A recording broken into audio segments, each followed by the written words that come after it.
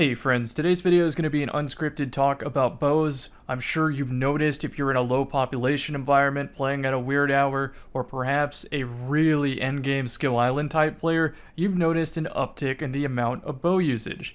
The background footage in today's video is me using Wishender, but I am a solo player matching against a team of 3 who already had it on, so I felt compelled that this would be a perfect opportunity just to show how silly it is. So to address the first elephant in the comment section, wow, you guys are just now finding out that bows are... We already knew. I jump cut edit something I wanted to make abundantly clear here. Occasionally PvP games will have a clear-cut best option, or something that combines the best realistic ease of use with the reward.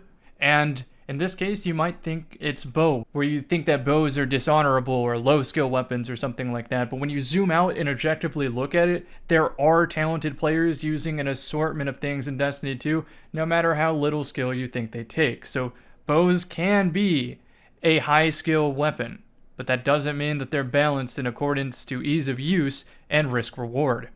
The thing about top players in a game is that when there's a healthier skill gap in a bigger population, they can leverage their skill to use pretty much anything they want and still win most of the time. But when the population lowers, when skill-based matchmaking is cranked up, and when there is an incentive to win, where shaving minutes off of a trials card helps you and your service stream and that type of thing, you're going to see an uptick in what is the real meta, what people have to use to win against similar skilled players. I also think content creators like myself add to this by making the PvP viewer base more informed and getting them to come to a similar conclusion faster than them just playing 1,000 matches on their own. And I can tell you from like a decade of playing Destiny, the answer has always been the same.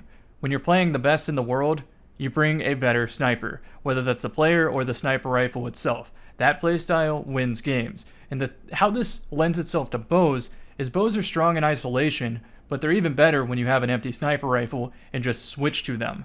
I do want to talk about bows in isolation though, and as I go through the pros and cons, it will draw some parallels to hand cannons. Both are kind of intertwined to Bungie's balancing on how easy something is to do for how much reward you get for it. So that's the balance they have to strike. So here are the pros with bows. You have infinite chances to take a risky long-range shot, and if you miss, you're already long range, so what do you really have to fear? If you succeed, that's so much chunk damage on your opponent that you can get a new angle, communicate to a teammate, or throw an ability to clean up, or switch to a grenade launcher. This is the strategy I think lower skill players can execute with the bow, but as you start getting into the higher skill spectrum, which is almost expected on Skill Island, you start running into people who are very competent with the bow, point blank, and on off angles playing very fast. And the thing is, this does take skill, but I would argue the current balance around easy use and the risk reward that applies, I don't think it's there yet. And so since bows are kind of an inevitability on Skill Island, I made a quick infographic to help you decide what bow loadout you should try out if you feel so compelled. So the first question is, can you draw the bow while jumping?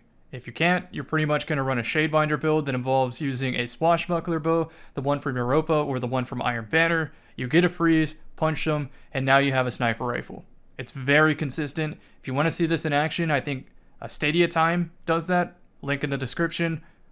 If you can draw while jumping, it probably means you're on a Hunter, a Dawnblade Heat Rises Warlock, or some sort of Titan build with Lion Rampant, and Titan isn't really suggested since you have to hipfire. So realistically, you're going to be on Hunter or on Dawnblade. I honestly think Dawnblade is probably the best for this, but Hunter has some moves too. It has invisibility, it has Shatter Dive, and it has the Strand clones as well as the whole Strand kit, which I think is very overtuned right now. The second question you ask is, can you clean up with an ability? If the answer is no to this, then I recommend pairing the bow with a primary weapon so you can clean up and start getting some of those blistering fast, like 0.3, 0.4, 0.5 cleanup kills depending on how many scalers and handling boosts you stack on your build. If you can clean up with an ability, I recommend the Rope Dart on Strand. Maybe use something like a Lemon Arc, clean up with a Rope Dart, and you can also pair it with a grenade launcher safely since you don't have to have a primary to round out the build. You have your Rope Dart. And the grenade launcher can clean up around corners. Also, by the way, yes, I think grenade launchers are very broken and similar strength to sniper rifles and bows and need to be looked at. Always have said this, never haven't said that. Moving on, the other build is using like Witherhoard or Conditional Finality for special situations, while the bow is just pretty much your everything loadout. So you want to spec into the fastest draw time possible, which for precision bows is 576, and look for double body cleanups, or if you know you're playing against overshields, some combination of headshots. It's worth mentioning string canceling if you're using something like Wish Ender or Lemon Arc, where you hold the bow fully drawn, then you tap reload, release the fire button, and instantly re-hold the fire button, and that will reset the string, which means you keep the Lemon Arc perk primed or the wall hacks up. Then of course, at the very bottom of this infographic, I have special cases where you have very, very specific bow builds that are strong in their own way, or enable one-hits, or an all-around better bow build. So consider some of those. I will probably make some videos in the future that go through each of these, assuming that it's going to be 6 months before bows are ever tweaked. So until then, hopefully you'll like some bow content. And because I know people skip around in the video, I want to reiterate, you can be high skilled at using anything in the game, but you have to admit at a certain point, the risk reward of certain things might be a little out of whack.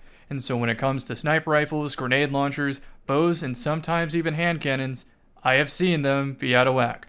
You should see the last video I posted on Igneous Hammer, where I flipped the mouse upside down and still got a 3-tap.